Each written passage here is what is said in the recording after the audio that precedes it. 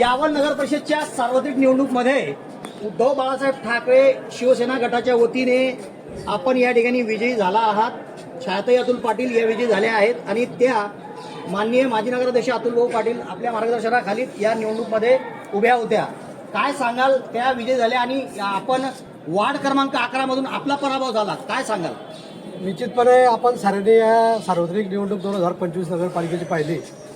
अत्यंत उन्मत्तपणा या ठिकाणी जो राज्यामध्ये सत्ताधारी असलेला पक्ष आहे, या ठिकाणी यांनी जो 2 वर्षापासून वर्षभराच्या कालखंडापासून जो उन्मत्तपणा केलेला होता, त्या उन्मत्तपणाला मात देण्याचं काम यावल शहराच्या नागरिकांनी या ठिकाणी केलेलं आहे.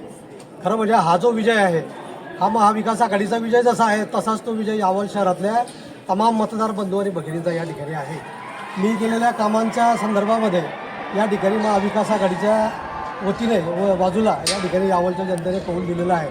राहिला विषय माझ्या पराभवाचा, तर मी प्रभाग क्रमांक 11 हा माझा प्रभाग नव्हता, परंतु त्या भागामध्ये सर्वाधिक मतदान संख्या असल्यामुळे नगराध्यक्षपदाच्या उमेदवाराला तिथून फायदा झाला पाहिजे म्हणून मी त्या ठिकाणी माझी उमेदवारी केलेली होती. खरं म्हणजे माझं त्या ठिकाणी मतदानही नव्हतं, परंतु अवघ्या 203 का 4 मतांनी मी त्या ठिकाणी पराभूत झाल्याचं मला त्या ठिकाणी दिसतंय.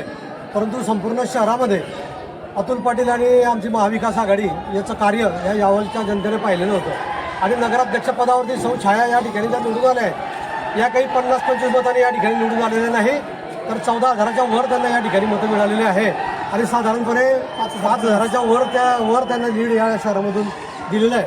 खरं म्हणजे मी एक सर्वसामान्य कार्यकर्ता या पदापासून माझ्या राजकीय कारकिर्दीला यावल शहरामध्ये सुरुवात केली, परंतु यावल शहरामध्ये केलेलं काम संपूर्ण जनतेने या यावल शहरामध्ये पाहिलेलं आहे.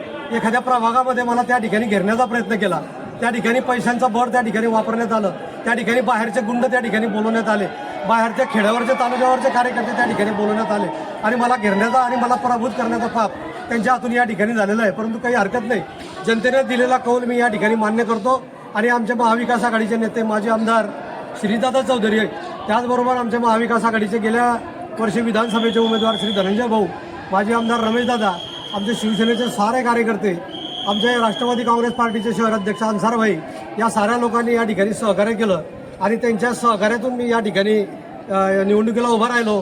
आमचं पॅनल या ठिकाणी उभं राहिलं आणि महाविकास आघाडीच्या वतीने 24-23 लोक आम्ही या ठिकाणी उभे केलेले होते आणि त्यापैकी 9 लोक या ठिकाणी निवडून दिलेले आहे. आपल्या शहरातल्या साऱ्या नागरिकांना ज्ञात आहे की कशाप्रकारे प्रचार या ठिकाणी केला गेला, जातीपातीचा प्रचार या ठिकाणी केला गेला. माझं खरं पाहायला गेलं तर या निवडणुकीमध्ये माझ्या घरातले फक्त 10 मतं होते, परंतु यावल शहरातल्या तमाम जनतेने मला 14 ते 15,000 मतं या ठिकाणी देण्याचं काम या ठिकाणी केल्यामुळे खरं म्हणजे मी फार उल्हासित झालेलो आहे. माझी नगरपालिकेची सीट गेली त्याचं मला दुःख नाही, परंतु प्रभाग क्रमांक 11 मध्ये साधारणपणे 25 ते 30 वर्षापासून जो विकासाचा अनुशेष त्या ठिकाणी होता, तो अनुशेष भरण्याच्या संदर्भामध्ये त्या ठिकाणच्या कार्यकर्त्यांनी मला आग्रह केला होता आणि म्हणून मी त्या ठिकाणी निवडणूक लढवली होती.